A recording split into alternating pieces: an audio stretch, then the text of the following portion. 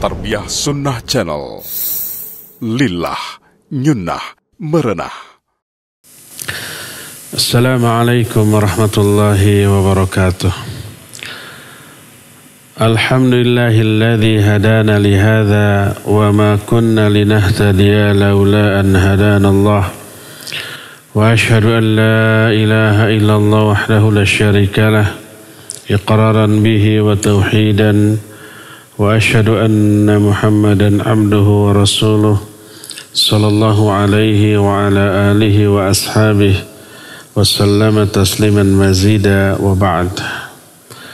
Ayyuhal ikhwah, para jamaah Masjid Agung Al-Ukhwah Bandung yang Allah muliakan, juga para pendengar radio Tarbiyah Sunnah Bandung serta pendengar radio lain, para pemirsa Persada TV, Niaga TV, Rabbani TV dan TV-TV lain, serta para netizen melalui akun manapun di mana saja Anda berada.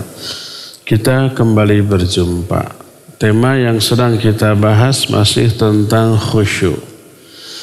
Pertemuan yang lalu kita sudah membahas kiat meraih kekhusyuan. Sekarang kita masuk ke thamaratul khusyuk, buah dari kekhusyuan.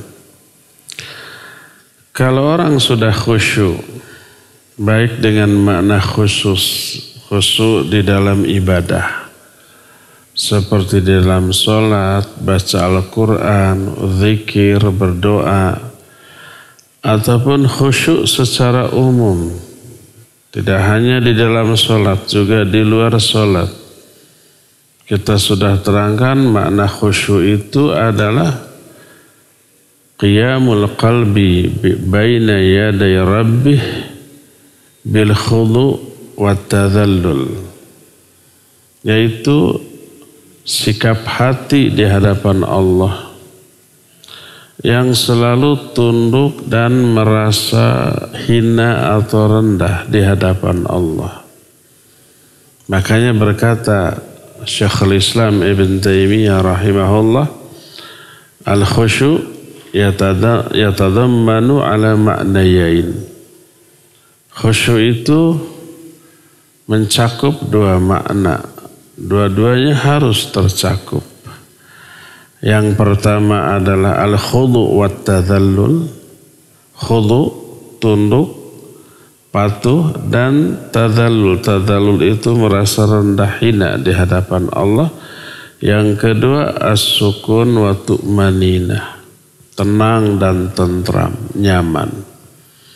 Ini bisa dilakukan di luar sholat termasuk di dalam sholat.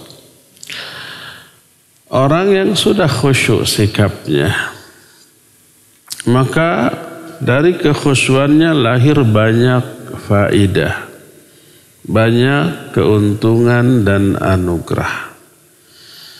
Apa sajakah faidah atau buah dari kekhusyuan?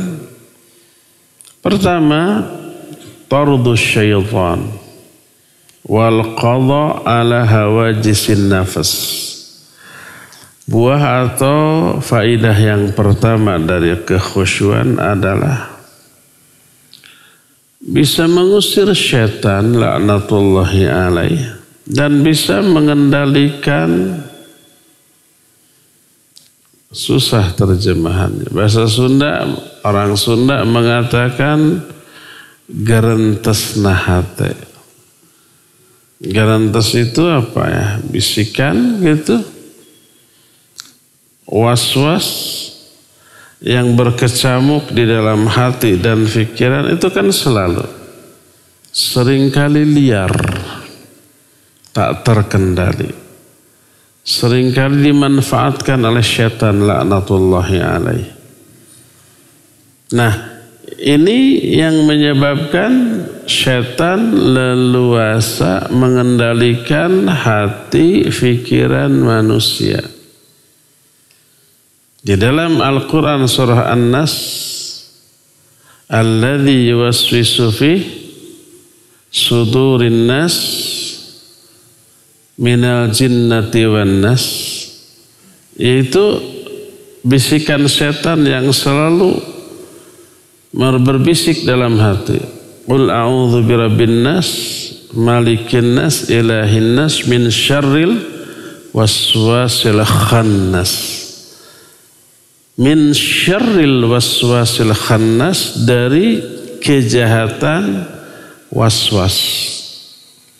Waswas ini kata Imam Al-Qurtubi bisikan setan yang isi bisikannya langsung muncul dalam hati dan pikiran tanpa terdengar apapun di telinga. Nggak ada suara di telinga, ujug-ujug aja. Ujug-ujug ini bahasa Sunda loh. Ujug-ujug aja muncul di dalam hati dan pikiran.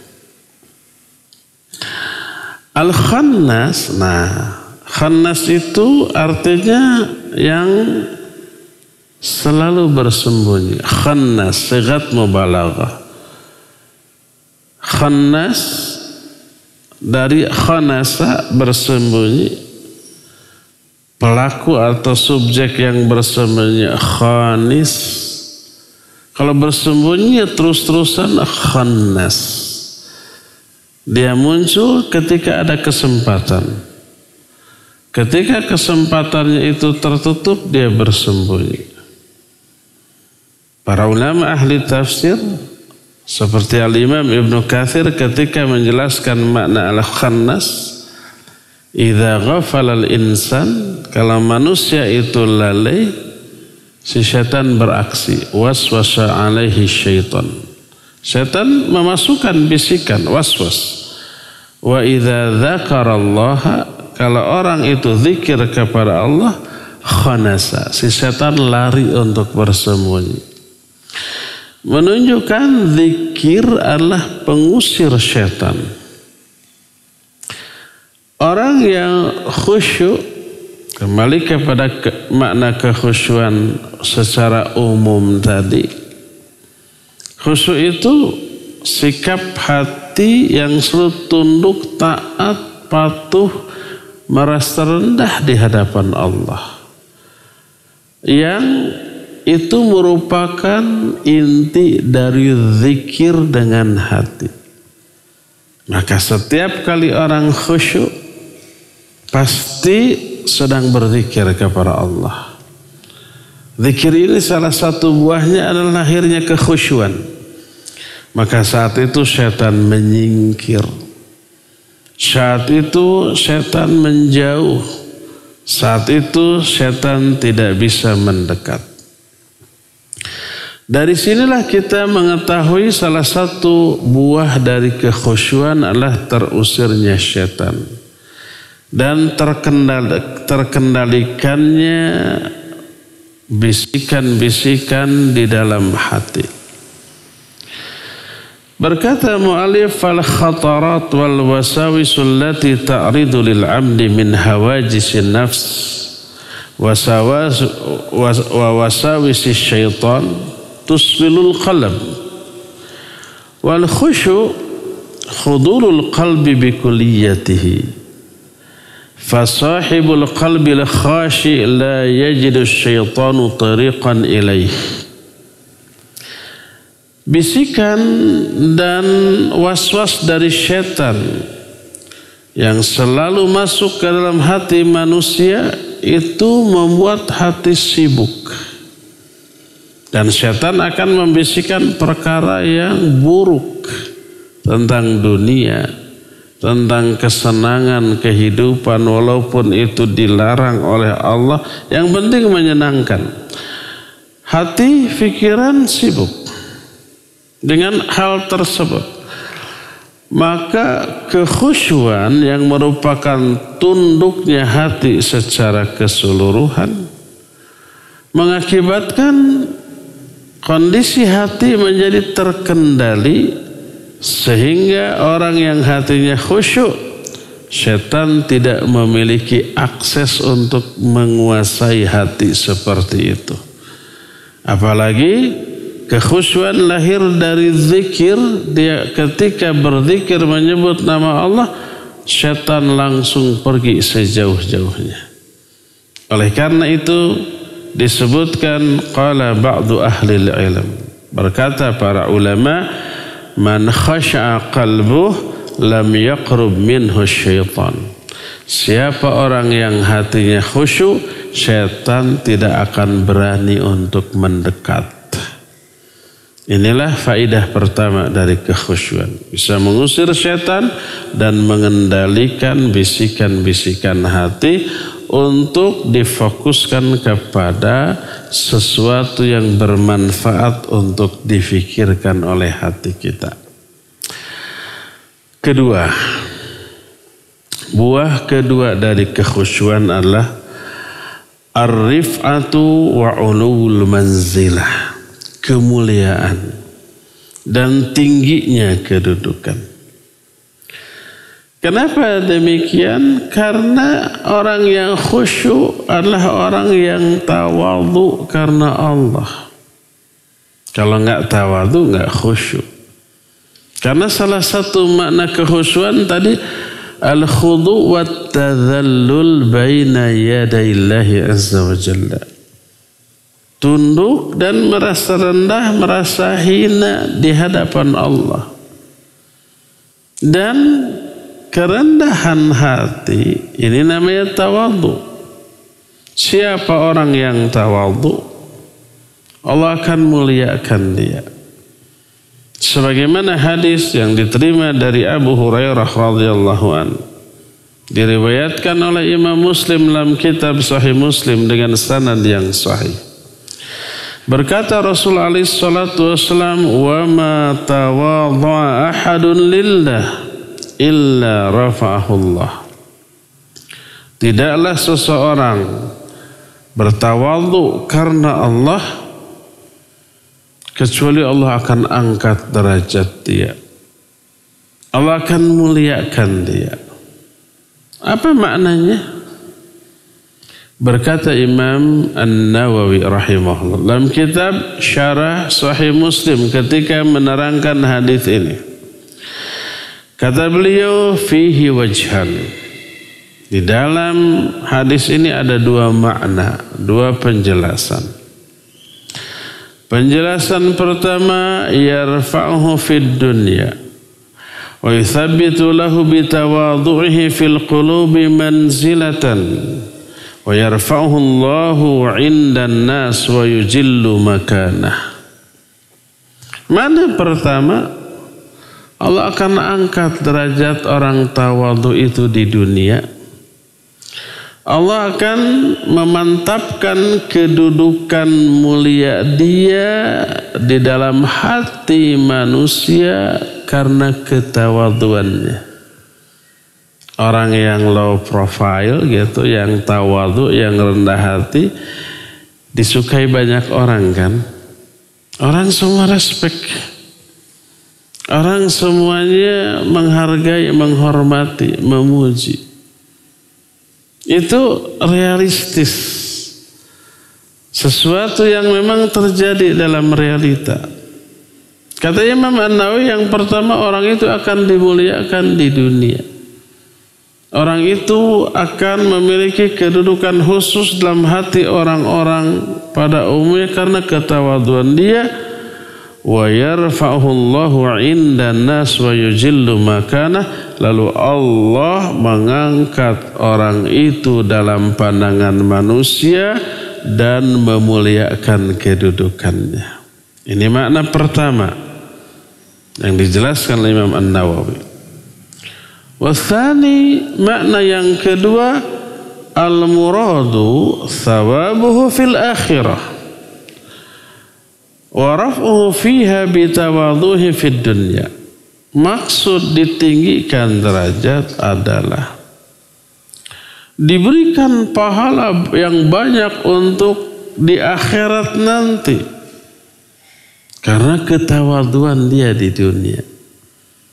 Allah sering menyebut pahala dengan sebutan rif'ah, seperti ayat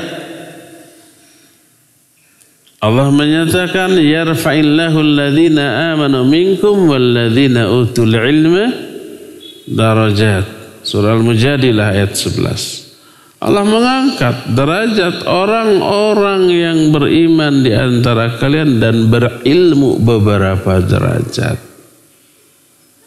Kata Imam Ibnu Hajar dalam kitab Fathul Bari Syarah Sahih Bukhari, sebab ayat ini dikutip oleh Imam Bukhari dalam kitab Sahih Bukhari dalam bab Fadlul Ilmi. Dikutip ayat ini yang menjelaskan tentang keutamaan ilmu. Lalu Imam Ibnu Hajar menjelaskan, rif'atul darajat likathrati thawab. Ketinggian derajat itu karena banyaknya pahala. Makin banyak pahala, makin tinggi derajatnya di akhirat. Makanya pahala seringkali diungkapkan dengan kata darajat. Dalam hadis banyak, di antaranya Rasulullah SAW bersabda dalam hadis sahih riwayat Imam Muslim, innal muslima, sesungguhnya seorang muslim, yudriku bihusni khuluqihi darajatas sawamil qawwam. Seorang muslim, dalam riwayat lain al-muslimul musaddad, seorang muslim yang musaddad. Musaddad itu artinya sederhana, simple, maksudnya sederhana dalam ibadah. Tidak terlalu rajin ibadahnya. Dia hanya yang fardu saja, yang sunnah sering ditinggal. Itu disebut musaddad. Al-muslimul musaddad yudriku bihusni khuluqihi darajatas sawamil qawwam. Seorang muslim yang sederhana dalam hal ibadah, pas-pasan dalam hal ibadah. Kalau pas-pasan nggak kurang berarti kan, tidak meninggalkan kewajiban. Yang sunnah suka ditinggalkan dan tidak dosa meninggalkan yang sunnah. Tapi dengan kemuliaan akhlaknya dia bisa mencapai derajat sawam dan qawwam. Sawam itu ahli saum. Orang yang saum kan soim. Tapi kalau rajin saumnya sawam. Disebut sighat mubalaghah dalam bahasa Arab. Orang yang sholat qaim, sholat malam. Kalau sholatnya terus-terusan qawwam.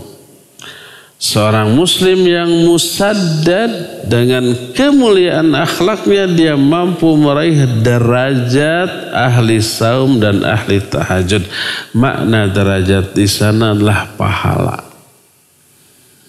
Dan banyak lagi hadis lainnya yang menjelaskan bahwa ketinggian derajat itu karena pahala. Makanya berkata Imam An-Nawawi ketika menerangkan, tidaklah seorang hamba tawadhu karena Allah kecuali Allah akan angkat derajatnya. Maknanya adalah akan Allah berikan pahala yang banyak di akhirat. Karena itulah maka derajatnya tinggi. Tingkatan surga yang diperoleh oleh orang mukmin di akhirat sangat tergantung kepada banyak sedikitnya pahala yang tersisa setelah dikalkulasikan dengan dosa. Innal hasanati yudhibnas sayyiat. Pahala-pahala kebaikan bisa menghapus dosa. Fa amma man thaqulat mawazinuhu fahuwa fi 'ishati radiyah. Orang yang berat timbangan amal kebaikannya, dosanya ada tapi ringan dosanya, lebih berat timbangan kebaikannya. Dengan kata lain pahalanya lebih banyak dari dosanya. Maka pahala ini menghapus sebagian dosa. Kalau dihitung dengan angka umpamanya pahala 1000, dosa 10. Diambil 10 pahala untuk menebus 10 dosa, habis dosa, saldo pahala tinggal 990. Ini yang menentukan derajat ketinggian dia di surga.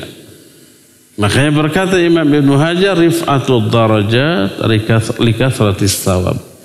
ketinggian derajat itu karena banyaknya pahala. Makin banyak pahala, makin tinggi derajat. Dan salah satu di antara penyebab orang ditinggikan derajat adalah tawadhu karena Allah. Dari sini maka kita bisa mengambil satu faedah agung dari hadis ini. Siapa yang tawadhu karena Allah, Allah akan angkat derajat kemuliaan dia. Maknanya, siapa yang tawadhu?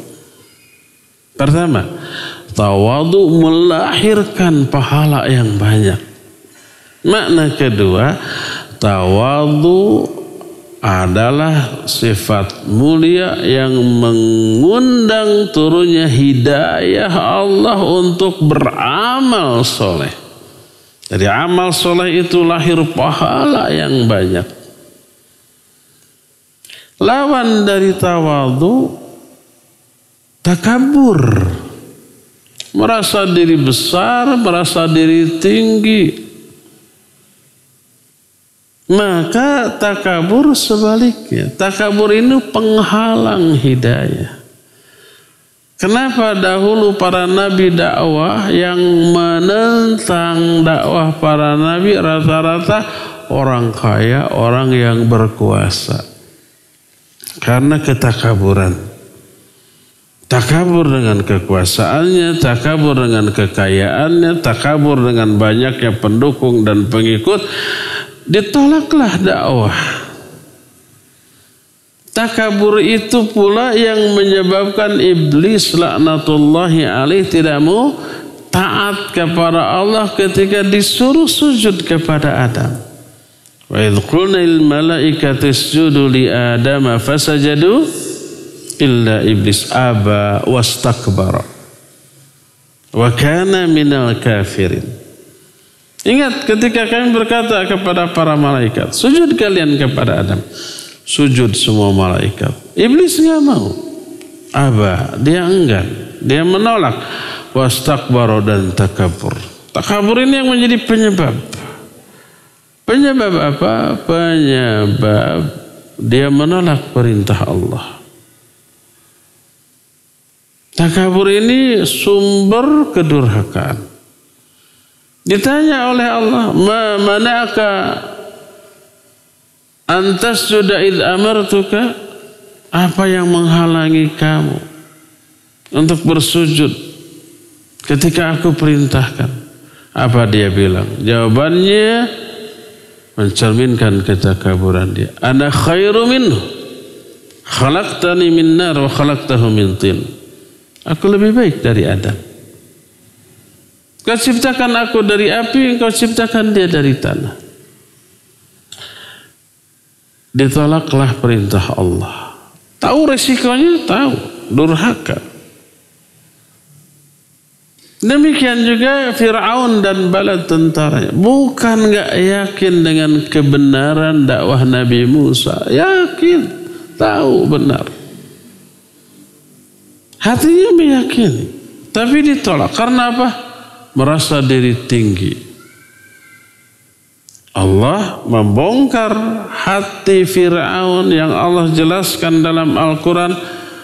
Wajahadu biha wastaiqanatha anfusuhum zulman wa uluwa. Fir'aun dan bala tentaranya menentang dakwah Nabi Musa. Wastaiqanatha anfusuhum, padahal hati-hati mereka meyakini kebenarannya. Kenapa yakin benar tapi ditentang? Zulman wa uluwa, karena kezuliman dan karena kesombongan, ketakaburan. Jadi takabur ini lawan dari tawadhu. Itu menghalangi hidayah. Itu yang berani menentang kebenaran. Kalau tawadhu sebaliknya, pengundang hidayah, makanya diangkat derajat. Berkata Abdullah bin Mas'ud radhiyallahu an, man tatawwala ta'azuman khafadahu Allah azza wa jalla. Wa man tawadha'a lillahi takhasyu'an rafa'ahu Allah. Siapa orang yang sombong karena merasa dirinya agung, man tatawwala ta'azzuman. Siapa orang yang angkuh, yang sombong ta'azzuman karena merasa dirinya agung, dirinya mulia, khafadahu Allah Ta'ala, Allah akan merendahkan dia, Allah akan hinakan dia pada saat yang tepat. Sebaliknya, wa man tawadhu'a lillah takhasyu'an. Siapa orang yang tawadhu karena Allah, karena sikap khusyuknya, rafa'ahullah, Allah akan angkat derajat kemuliaan dia dunia sampai ke akhirat. Inilah buah kedua dari kekhusyuan.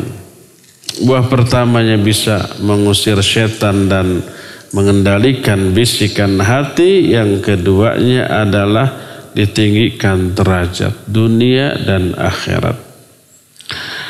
Berkata Imam An-Nawawi, wa qad yakunu muradul wajhaini ma'an fid dunya wal akhirat. Dari dua makna tadi, Allah akan muliakan orang yang tawadhu di dunia dan di akhirat. Maknanya adalah kedua-duanya, dunia akhirat Allah akan muliakan karena ketawadhuan.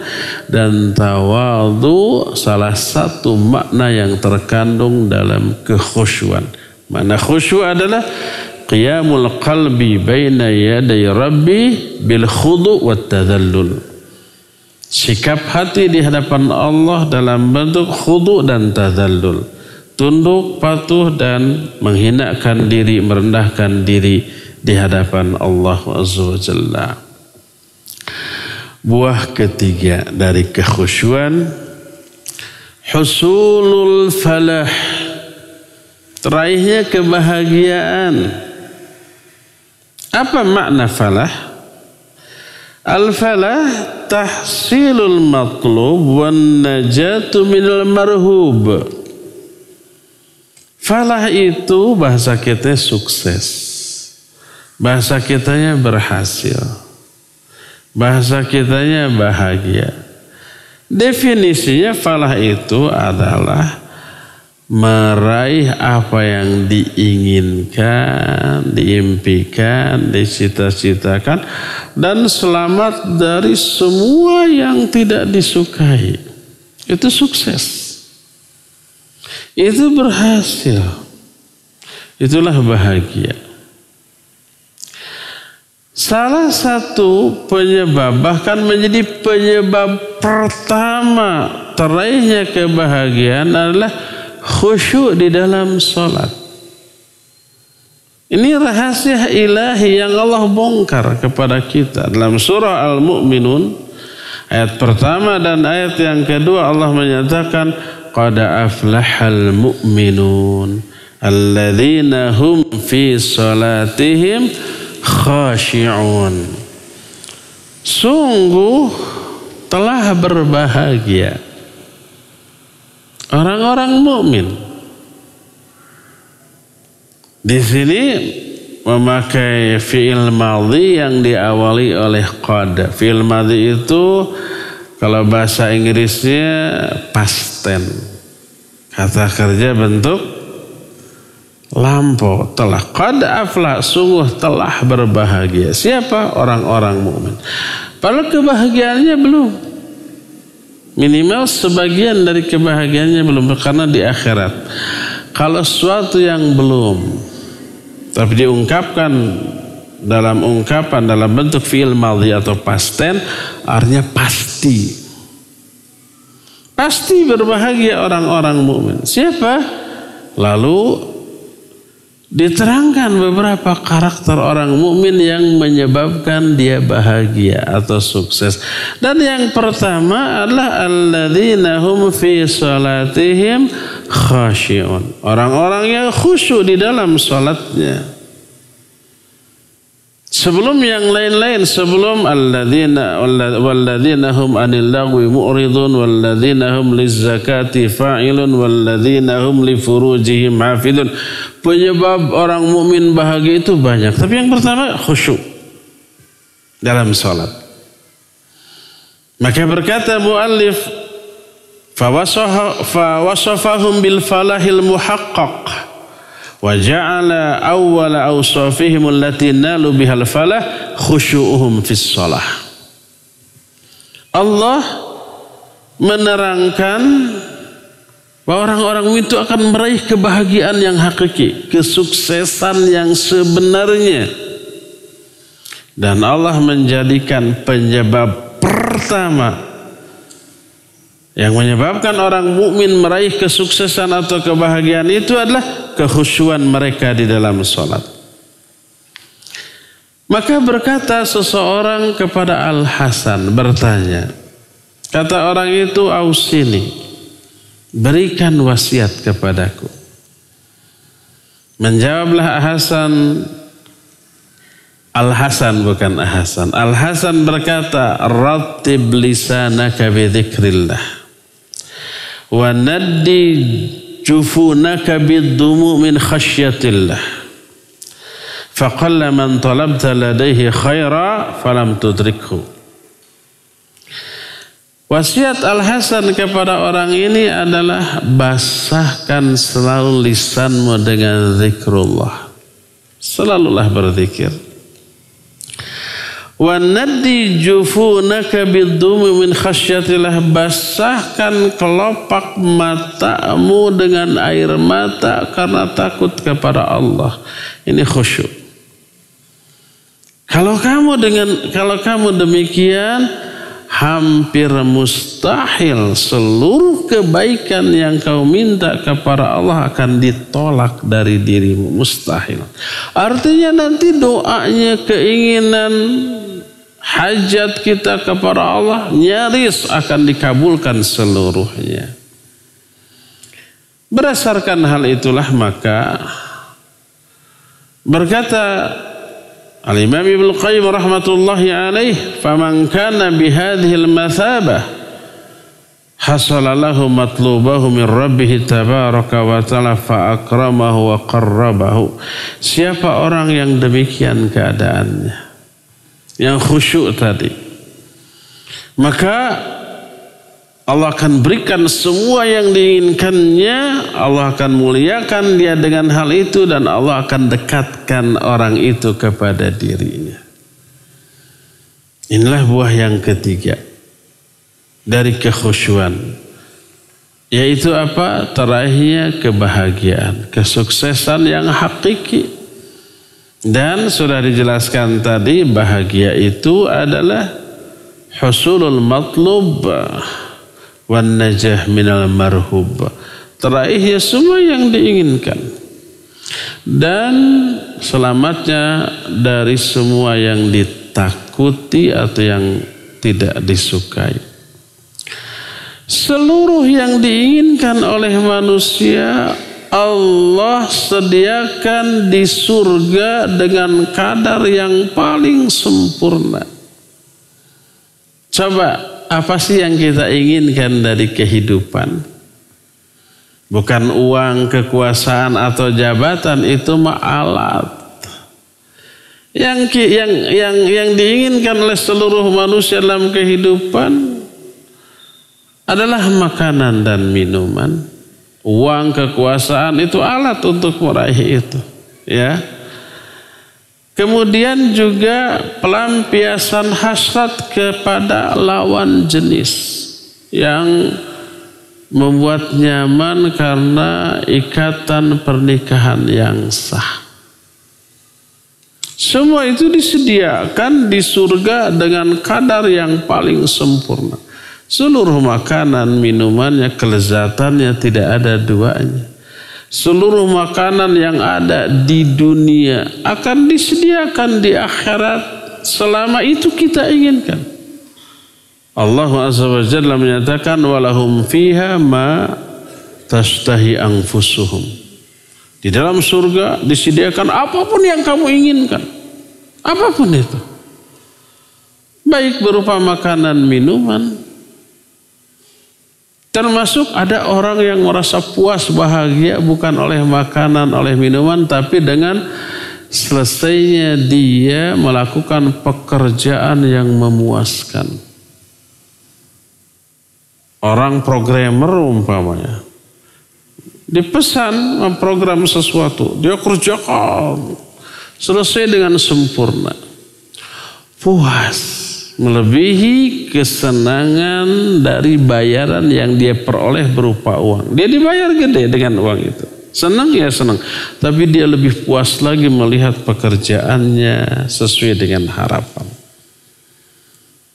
Petani setelah dia itu menggarap sawah dengan cucuran keringat dan air mata, belepotan dengan kotoran berupa lumpur tanah, keluar uang, keluar keringat, keluar tenaga. Setelah panen berhasil melahirkan hasil panen yang luar biasa melimpah, melebihi dari harapan. Puas, ada kepuasan di samping keuntungan dari panen berupa padi yang melimpah nanti dijual sebagian jadi uang. Ya, itunya membahagiakan, tapi lebih bahagia lagi dengan hasil kerjanya yang berhasil. Ada orang yang bahagia dengan itu. Itu juga bisa terjadi di surga, sehingga pernah kita membahas ketika menjelaskan tentang keindahan surga. Al-Jannatu wan Nar. Pernah kita bahas kitab itu. Ada seorang sahabat, ya Rasulullah, apakah di surga kita bisa bertani? Kata Nabi SAW, ya. Seorang petani minta kepada Allah, ya Allah, saya ingin bertani. Oleh Allah diizinkan, ya diizinkan. Saat itu dia bertani, mencangkul, menanam, ya. Saat itu tumbuh dengan subur, saat itu juga panen melimpah, dia puas. Sampai sahabat yang lain menyatakan, oh ini pasti ini orang Madinah, karena hanya orang Madinah yang bertani, di luar itu tidak. Jadi walahum fiha ma tashtahi anfusuhum.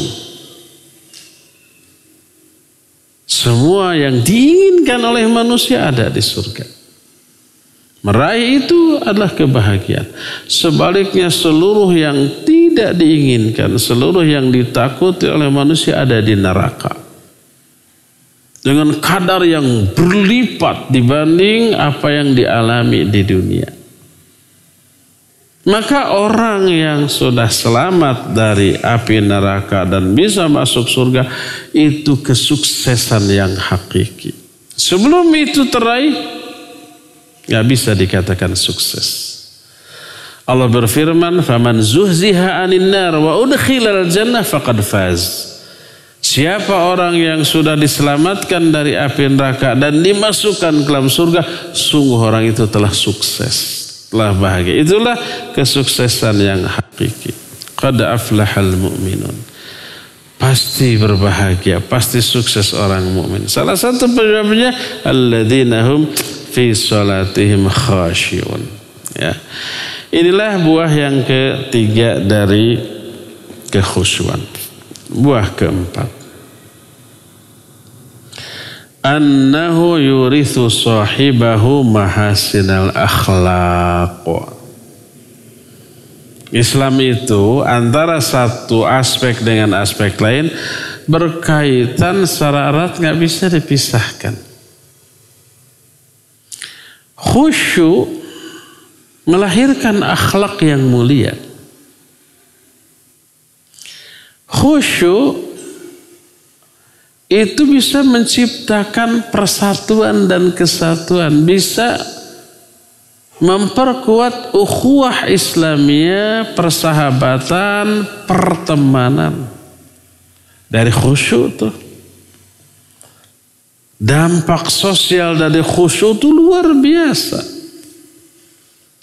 Sebaliknya ketidakkhusyuan melamun di dalam sholat memberi dampak buruk secara sosial. Lahirnya pertengkaran, permusuhan, kebencian di antara sesama muslim. Salah satunya lahir dari ketidakkhusyuan di dalam sholat. Makanya pantas Nabi SAW sebelum beliau sholat, beliau itu menegaskan agar shaf rapat dan lurus. Sawu sufufakum. Luruskan saf-saf kalian. Dalam satu hadis disebutkan fa'inya taswiyatas sufuf min tamamis shalah. Karena lurusnya saf bagian dari kesempurnaan salat. Lalu Nabi menyatakan fala takhtalifu fatakhtalifu qulubukum. Jangan kalian bengkok-bengkok, renggang bengkok di dalam menyusun saf. Yang satu ada yang lebih maju, yang satu ada yang lebih belakang. Tidak lurus, tidak rapat. Fatakhtalifu qulubukum, lalu hati-hati kalian nanti ikhtilaf. Salah satu penyebab ikhtilaf yang terjadi di kalangan manusia dalam kehidupan sosial, dampak buruk dari tidak beresnya shaf. Dan beresnya shaf tanggung jawab imam penuh tuh. Imam jangan lu mulai sebelum rapat dan lurus tuh. Nabi SAW menyusun shaf para sahabat, tak ubahnya seperti menyusun anak panah, beres. Pas beliau suatu saat sudah melihat lurus, pas mau takbir dilihat ada orang yang menonjol dadanya. Fulan ta'akhir. Hai fulan, mundur kamu. Pas mau ngangkat tangan. Gak jadi. Mundur. Setelah mundur lurus baru takbir. Jadi dampak benarnya sholat besar sekali kepada kehidupan sosial. Salah satunya kekhusyuan. Melahirkan kemuliaan akhlak. Kekhusyuan dalam sholat. Apa kaitannya antara khusyuk dalam sholat dan akhlak dengan kehidupan sosial? Jelas. Orang yang sholatnya khusyuk berdampak kepada akhlak, kepada perilaku. Inna sholata tanha anil fahsya'i wal munkar. Salat itu mencegah dari akhlak yang buruk. Fahsya dan munkar itu akhlak yang buruk. Perbuatan keji, perbuatan munkar itu akhlak yang buruk. Orang yang memiliki akhlak buruk lalu salatnya khusyuk, itu berubah akhlaknya menjadi baik. Maka ketika orang salat tapi akhlaknya tetap buruk, bukan dapat pahala. Fawailul lil musallin alladzina hum an salatihim sahun. Celaka tuh orang-orang yang salat, itu orang yang sahun, lalai dari tujuan utama salat. Tujuan utama salat tanha anil fahsya'i wal munkar.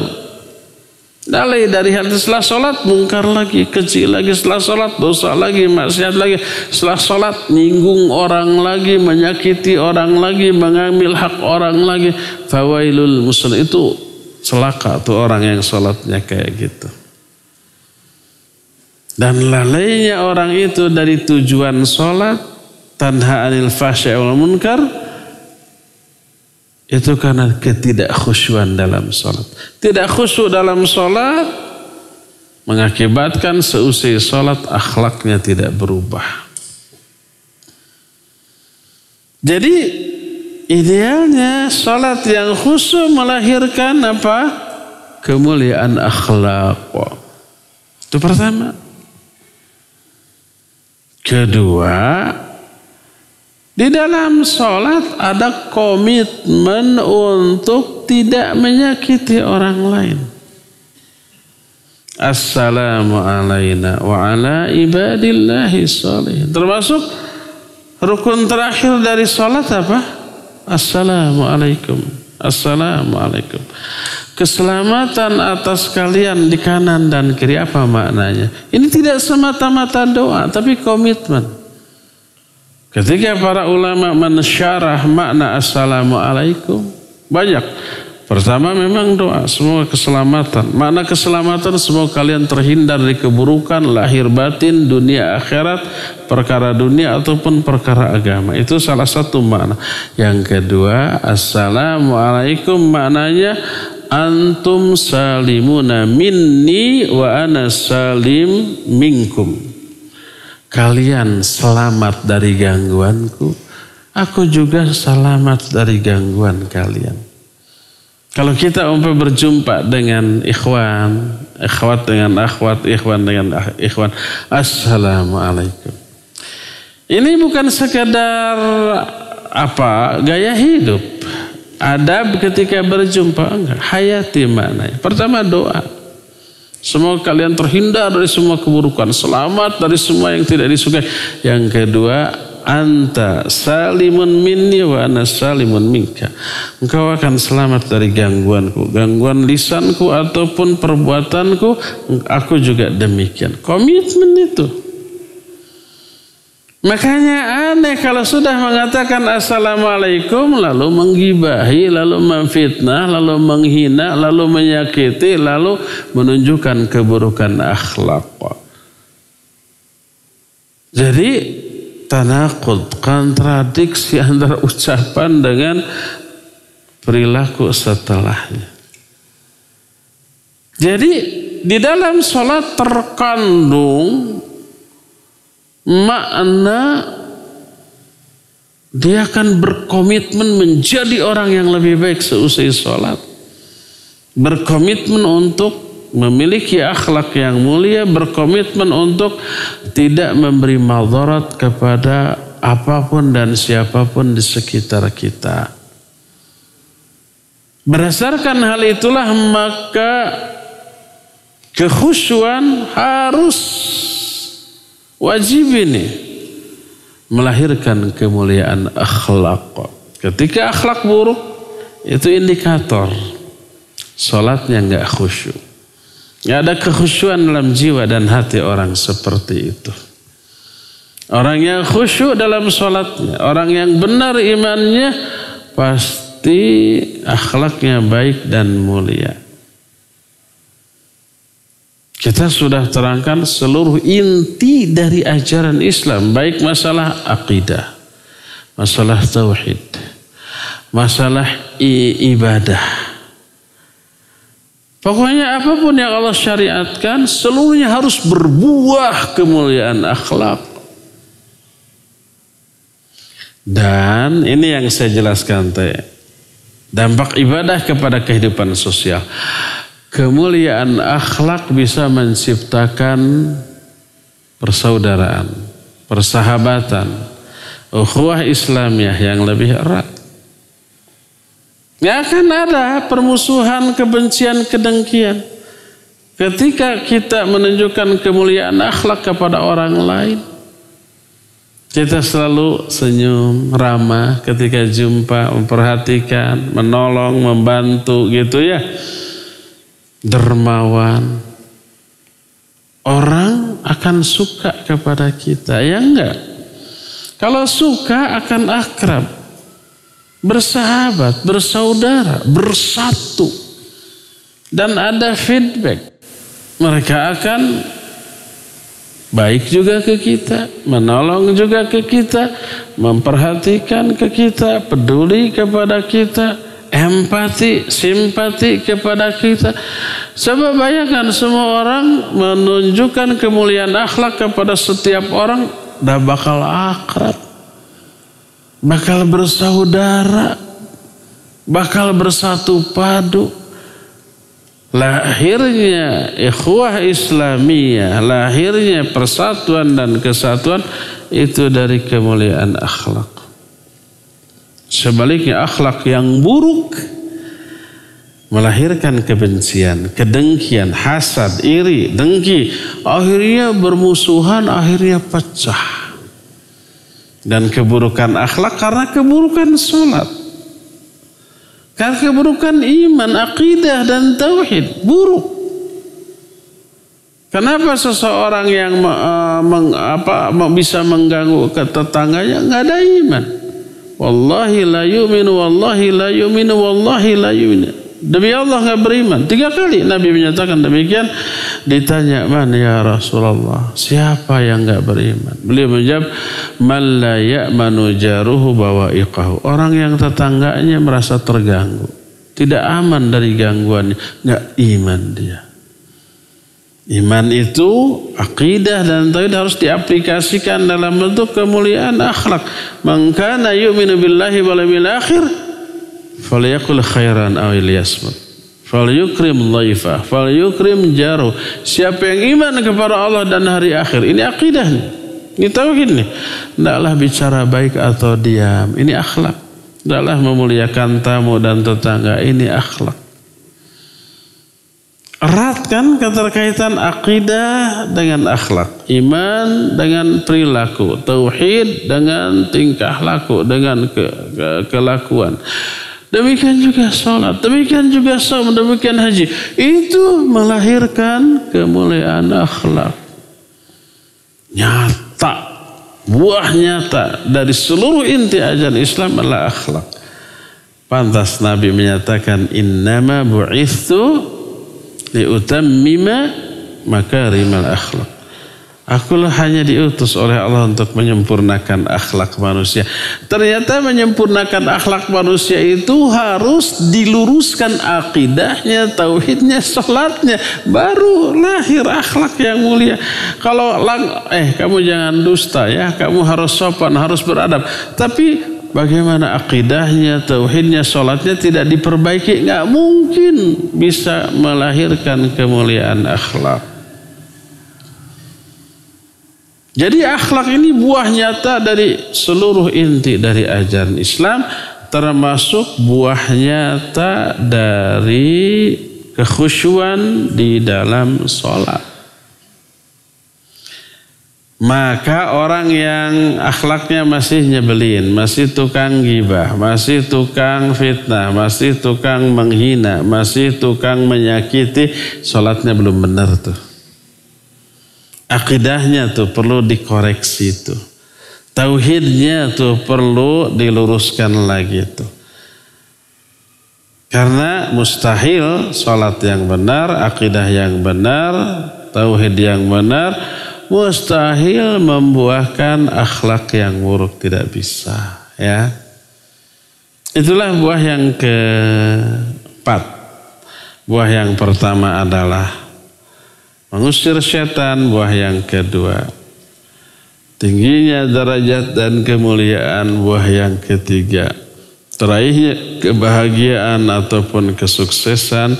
Dan buah yang keempat adalah melahirkan kemuliaan akhlak. Buah yang kelima, keenam, ketujuh, itu hari Kamis yang akan datang ya. Sekarang cukup sampai di sini saja. Insya Allah kita akan lanjutkan di hari Kamis yang akan datang. Masih tentang buah dari kekhusyuan, dan kita masih punya sisa waktu untuk bertanya jawab. Wassallallahu ala nabiyina Muhammadin wa ala alihi wa ashabihi wasallam.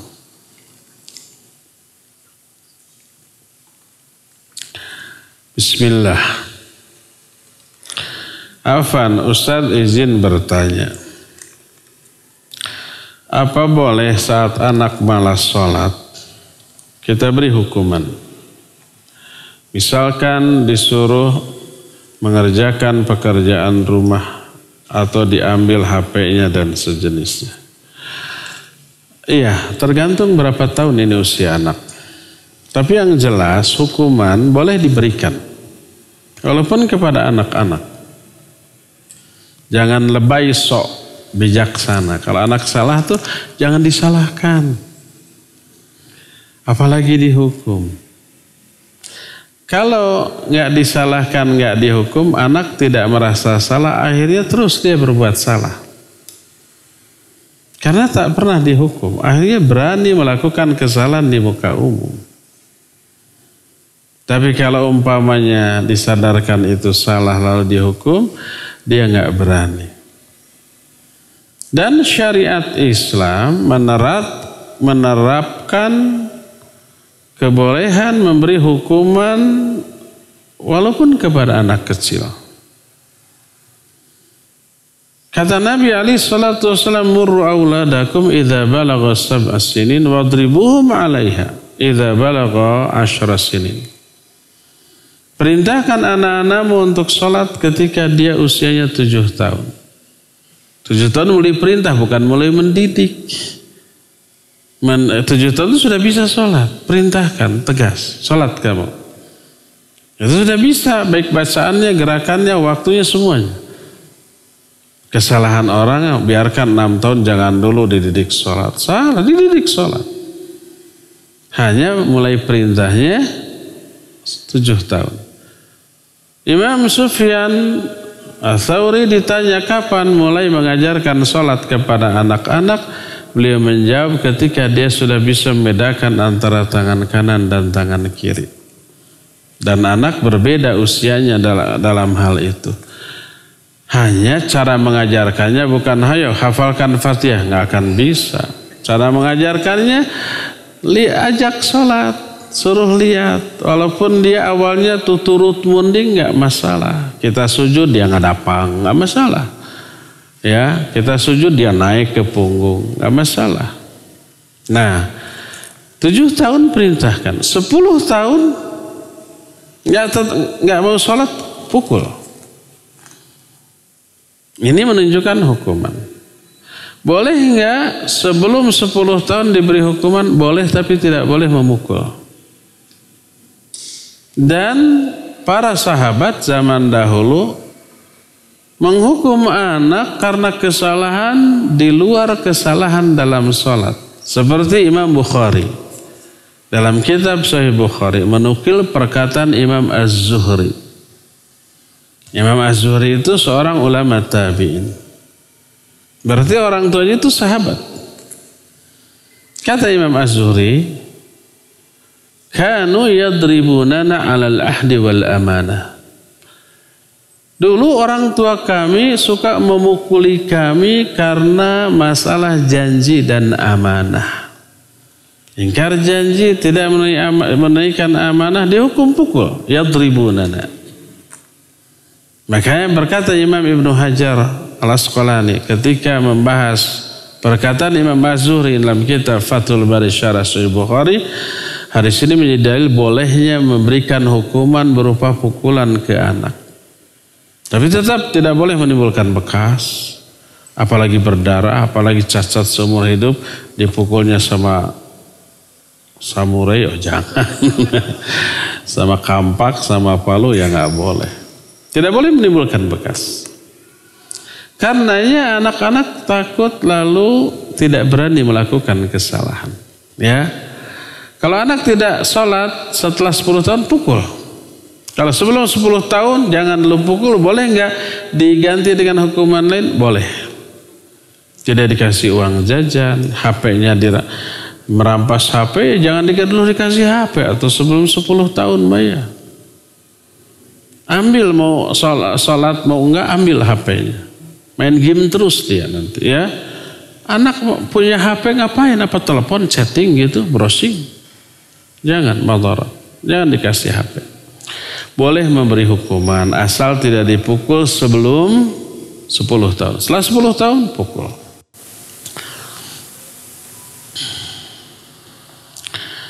Bismillah, semoga Ustadz, keluarga dan tim diberikan kesehatan dan dilindungi oleh Allah Azza wa Jalla. Amin wa iyyakum.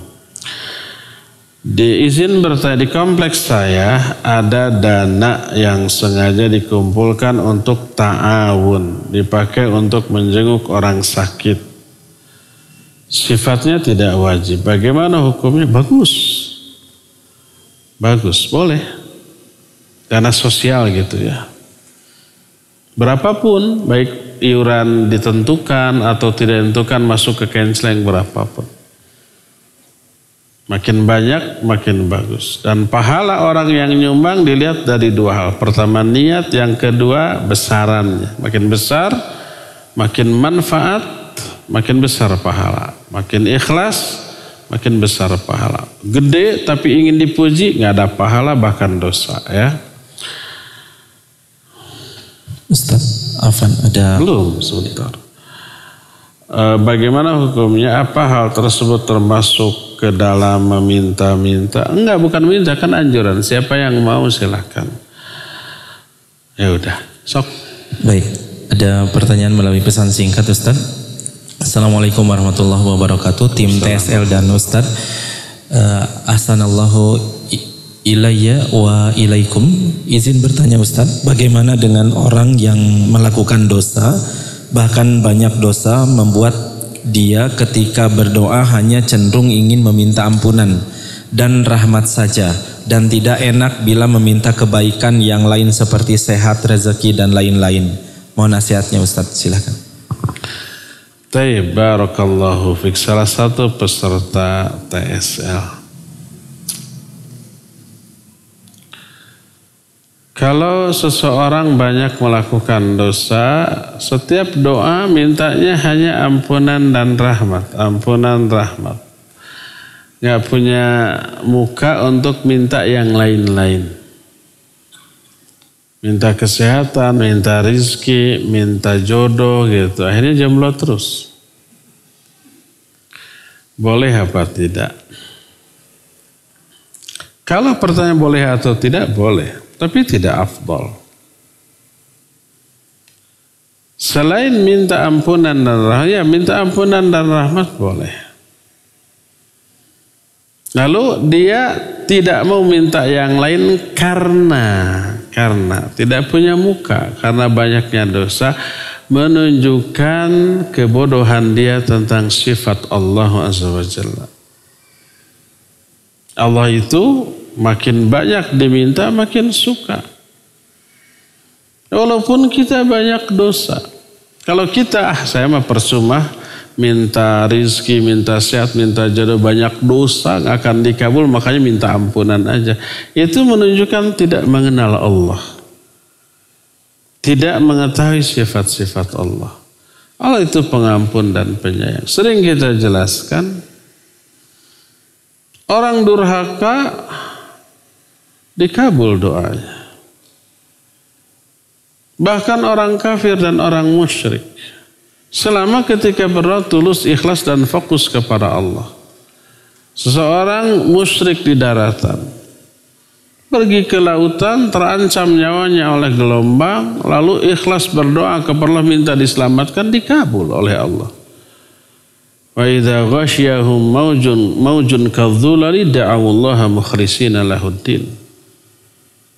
Ketika mereka itu diombang-ambingkan oleh gelombang, mereka berdoa tulus kepada Allah. Falamma najjahum ilal barri faminhum muqtasid. Ketika Allah mengabulkan doanya, diselamatkan kembali ke daratan, mereka durhaka lagi. Muqtasid. Simple. Lalai lagi. Dalam riwayatnya dalam ayatnya idahum yusyrikun, mereka musyrik lagi. Bayangkan. Orang sedurhaka itu, orang musyrik, ketika doa kepada Allah dengan yakin dan tulus, dikabul. Apalagi kalau tidak musyrik, tidak kafir. Mintalah kepada Allah Azza wa Jalla ya. Jadi dikhawatirkan dia tidak mau meminta yang lain-lain selain ampunan dan rahmat karena ketidaktahuan dia tentang sifat-sifat Allah Azza wa Jalla. Minta aja nggak apa-apa, walaupun kita banyak dosa. Ud'uni astajib lakum. Tahu nggak? Kenapa kita doa? Kalau doa itu real, nyata kita lakukan, itu karena hidayah dari Allah. Allah memberi hidayah kepada kita untuk berdoa dalam bentuk memberi keinginan dan kemampuan untuk berdoa. Tiba-tiba doa itu hidayah Allah. Kenapa Allah memberi hidayah kepada kita untuk berdoa? Karena Allah ingin memberi kepada kita melalui doa kita tersebut. Jadi memintalah kepada Allah sekalipun kita banyak dosa dan banyak maksiat. Wallahu a'lam. Apakah sah sholat seorang imam yang memakai sarung bau pesing? Ya enggak, karena bau pesing menunjukkan adanya air kencing. Berarti apa? Najis. Salah satu indikasi masih ada najis adalah aromanya. Ada 3 yang menunjukkan aroma, warna, dan baunya. Aroma, warna, dan rasanya. Ya. Jadi kalau salah satu di antara itu ada, berarti masih ada. Kalau sudah nggak ada pesing nih, coba jilat. Rada asin, berarti masih ada. Coba warnanya lihat, ada kuning-kuning, berarti masih ada. Apalagi 3-tiganya, ya. Nah, jadi adanya bau pesing menunjukkan masih adanya zat air kencing, berarti najis, maka tidak sah. Meskipun sarungnya sudah dicuci tapi melekat baunya. Iya gitu. Mungkin dicucinya sama air kencing. Iya gitu. Mungkin nggak bersih, ya.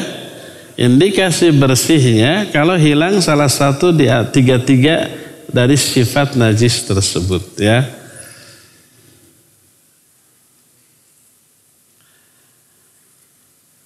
Bismillah, assalamualaikum Ustaz. Waalaikumsalam. Semoga Ustaz dan keluarga diberi kesehatan selalu. Amin wa iyyakum.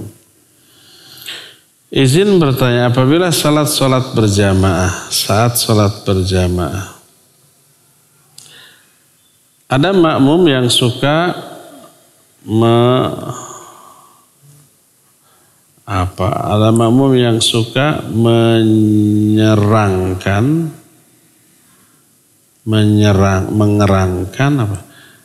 merenggangkan mungkin ya, tidak dirapatkan dengan makmum lain. Apa hukumnya?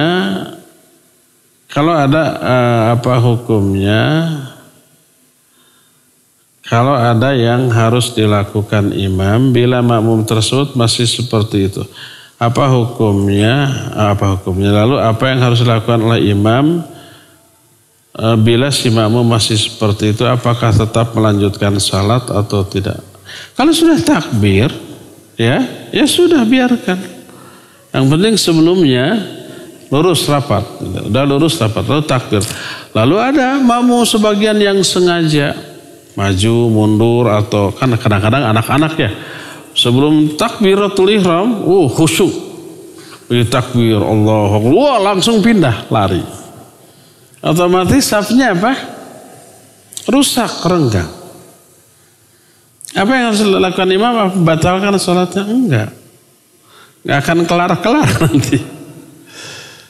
Teruskan aja sholatnya. Nanti kasih nasihat seusai sholat. Kasih peringatan setelah sholat, ya. Adapun kalau belum, baru takbir melihat ada anak yang lari, karena belum sholat, masuk kamu, jangan lari lagi, gitu ya. Nah, tapi kalau sudah Allahu Akbar lalu kelihatan, ya, karereten naon, kelirik atau kedengaran bluk. Anak-anak itu gegelutan, lari-lari, jungkir ketika kita sudah mulai. Kan ada anak begitu. Anak itu tahu situasi. Kata orang Sunda, ngabudi ucing.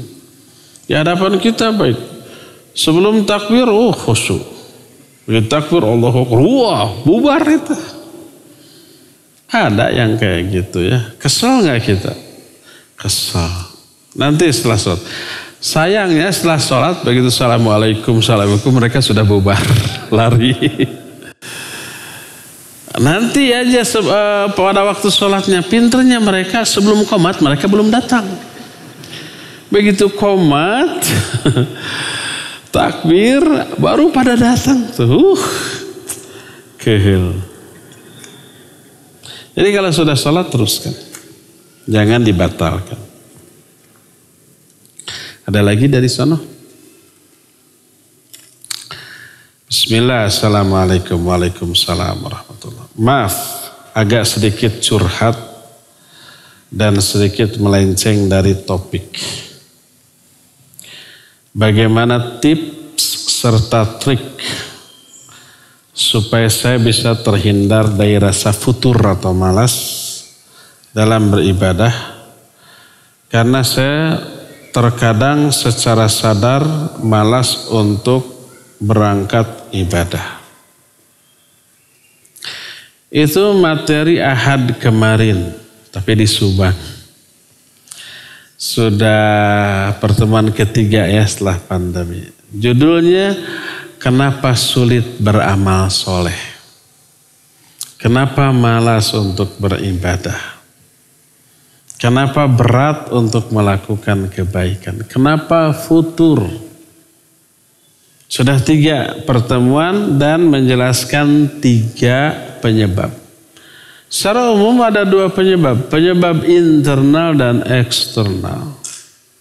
Internal itu yang datang dari diri kita sendiri. 3 yang sudah kita terangkan, pertama al-jahl, kebodohan. Karena kita bodoh. Dan kebodohan pertama, kenapa bisa menyebabkan malas? Kebodohan itu tidak memberi motivasi. Ilmu bisa memberi motivasi. Kenapa orang rajin tahajud tengah malam ketika ngantuk, ketika malas, ketika dingin gitu ya, ketika sepi menyendiri? Kenapa tahajud? Termotivasi oleh ilmu tentang tahajud. Keterangan keutamaan tahajud dia baca atau dia dengar, oh teriming-iming, akhirnya termotivasi. Kenapa seorang rajin saum sunnah?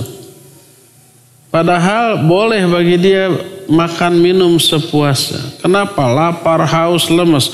Termotivasi oleh ilmu yang berisi keutamaan saum. Menggugurkan dosa, meraih pahala, doa-doanya dikabul oleh Allah Subhanahu wa Ta'ala, dijanjikan surga, diselamatkan dari api neraka. Banyak tuh. Termotivasi dia oleh seluruh keutamaan saum. Belum secara kesehatan. Saum itu detox. Saum itu membuang racun, membuang zat-zat yang tidak diperlukan, menyehatkan, menurunkan kadar gula, kadar kolesterol, tensi darah, macam-macam, sehat. Termotivasi orang. Jadi ilmu memberi apa? Motivasi. Otomatis kebodohan tidak memberi motivasi. Ngapain orang saum lapar-lapar para kita boleh makannya? Ngapain tahajud? Kan nggak tahajud juga nggak dosa. Mending berselimut enak kan gitu. Nggak tahu dia tentang keutamaan itu, tidak termotivasi. Jadi pertama karena kebodohan. Obatnya apa? Obatnya adalah belajar. Teruslah. Selain belajar itu memberi motivasi, yang kedua belajar juga mengundang hidayah dari Allah SWT. Itu pertama. Kedua, dosa dan maksiat. Dosa maksiat menghalangi kita dari apa? Dari hidayah. Karena dosa, karena maksiat kita jadi malas ibadah. Coba yang bertanya tadi. Introspeksi. Rutinitas apa yang selama ini kita lakukan yang dicela oleh agama, yang dilarang oleh agama. Mungkin kita terlalu banyak berselancar di dunia maya. Dan di sana banyak dosa dan maksiat, ya. Mungkin kita masih punya tadi itu, ada hiqad, benci kepada sesama. Adanya kebencian kepada sesama dijamin mustahil dia khusyuk dalam sholat. Mustahil dia itu bisa tergerak untuk sholat. Nah, salah satu di antara penghalang dalam melakukan ibadah dan amal soleh adalah, ini nih yang perlu diluruskan. Asal-asalannya kita adalah melakukan kewajiban. Sholat tapi asal-asalan. Saum tapi asal-asalan. Baca Quran tapi asal-asalan, nggak berkualitas. Akhirnya ditolak. Dan dampak dari tolaknya ibadah tersebut, Allah cabut hidayah ibadah dari diri orang tersebut. Tadinya rajin sholat tiba-tiba malas. Tadinya rajin saum tiba-tiba berhenti. Tadinya rajin baca Quran tiba-tiba berat. Itu tanda Allah mencabut hidayah ibadah itu dari diri kita. Karena apa? Salah satu penyebabnya adalah kita melakukan ibadah itu asal-asalan. Allah nggak suka, Allah tolak. Akhirnya Allah cabut lagi hidayah untuk melakukan ibadah-ibadah tadi. Dan asal-asalan atau ala kadarnya dalam melakukan kewajiban itu dosa. Salat tapi tidak khusyuk, fawailul musallin. Salat tapi riya, fawailul musallin. Saum tapi ucapannya, perilakunya masih berkecimpung dalam dosa. Man lam yada qawla zur wal amala bih, ya, wal amala bih falaysa lillahi hajatun fi ayyada ta'amahu wa syarabahu. Orang yang saum tapi selama saumnya dia tidak menjauhi dosa, tidak menjauhi kemungkaran, kekejian dan sesuatu. Allah nggak butuh saum, ditolak. Umroh, haji, baca Quran, begitu juga doa. Tapi apal cangkem, tahu apal cangkem? Jadi lafaz doa dari Quran dan hadis sudah hafal. Maka ketika dibaca nggak dihayati. Mulut membaca doa, tapi hati pikiran ingat ke yang lain-lain. Coba bagaimana kalau kita ngobrol, orang itu dengar omongan kita, tapi sambil lihat kemana, lihat HP, tersinggung nggak? Tersinggung. Apalagi Allah. Kita berdoa, mulutnya mengucapkan kata-kata doa, ini terangkat, tangannya gitu ya. Tapi hati pikirannya ingat ke masalah-masalah lain. Tidak dihayati isi doanya. Bagaimana mungkin Allah mengabul? Allah tidak akan mengabulkan doa dari hati yang lalai. Min qalbillahi la yakburullahu du'aan min qalbillahi. Allah tidak akan mengijabah doa yang lahir dari hati yang lalai. Ya. Nah, Allah cabut hidayah untuk berdoa. Akhirnya enggan lagi dia berdoa. Salat, tapi salatnya asal-asalan ala kadarnya. Allah cabut hidayah untuk salat. Akhirnya dia enggan, malas dan berat untuk salat. Jadi banyak penyebab ya. Itu baru internal, belum eksternal. Ya, eksternal itu lingkungan, godaan setan dan seterusnya. Maka jauhi seluruh penyebab dari beratnya kita beramal soleh. Hindarkan maksiat, jauhi dosa-dosa ya. Perbuatan-perbuatan yang lago, yang tidak ada manfaatnya, jauhi. Kemudian tambahlah ilmu kita dengan banyak menghadiri majlis-majlis kajian seperti ini. Kalau harus berkelana di dunia maya, coba buka situs-situs yang berisi ilmu, YouTube yang berisi kajian atau murattal, menambah ilmu, menambah iman, menambah hidayah, menambah motivasi untuk melakukan ibadah dan amal soleh ya. Wallahu a'lam. Semoga Allah azza wa jalla tetap menganugerahkan, melimpahkan hidayah taufik kepada kita untuk beribadah dan beramal soleh yang tulus, ikhlas dan berkualitas, sehingga Allah menerima semua ibadah kita, mengabulkan semua doa-doa kita dan mengampuni semua dosa-dosa kita. Cukup ya sampai di sini. Insyaallah kita akan jumpa kembali besok hari Jumat membahas masalah tauhid, dan materi tentang kekhusyuan salat ini kita lanjut di hari Kamis yang akan datang. Subhanakallahumma bihamdik asyhadu an la ilaha illa anta astaghfiruka wa atubu ilaik. Walhamdulillahirabbil alamin. Wassalamualaikum warahmatullahi wabarakatuh.